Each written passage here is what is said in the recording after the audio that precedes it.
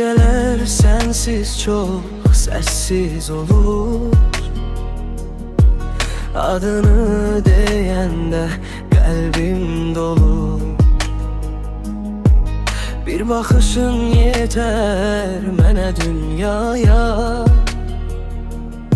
Sən gələndə rəng gəlir sabaha.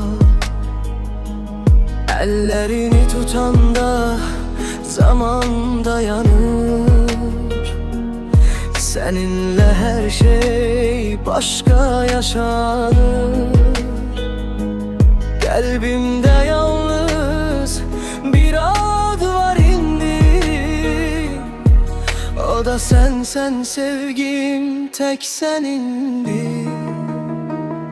Seninle tamamlandım ben, sevgi oldum yüreğime sen. Ne kadar çetin olsa yollar, yanımda ol yeter her zaman. Seninle gülür bu hayat, sensiz olmur hiçbir saat.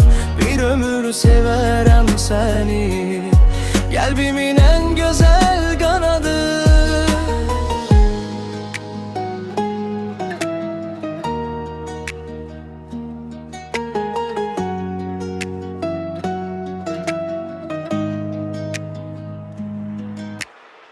Yağış yağsa belə islanmaram.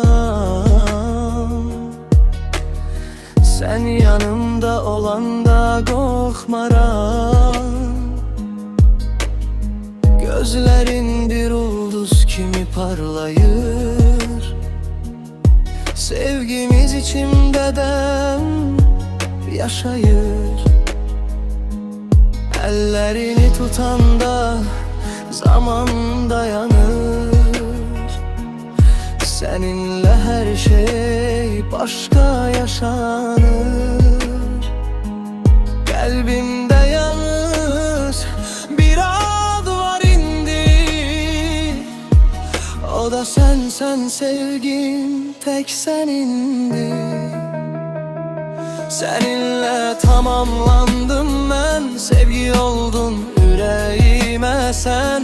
Ne der çetin olsa yollar, yanımda ol yeter her zaman. Seninle gülür bu hayat, sensiz olmur hiçbir saat. Bir ömür severem seni, kalbimin en güzel kanadı. Seninle tamamlandım ben, sevgi oldun yüreğime sen. Ne kadar çetin olsa yollar, yanımda ol yeter her zaman. Seninle gülür bu hayat, sensiz olmur hiçbir saat. Bir ömür severem seni, kalbimin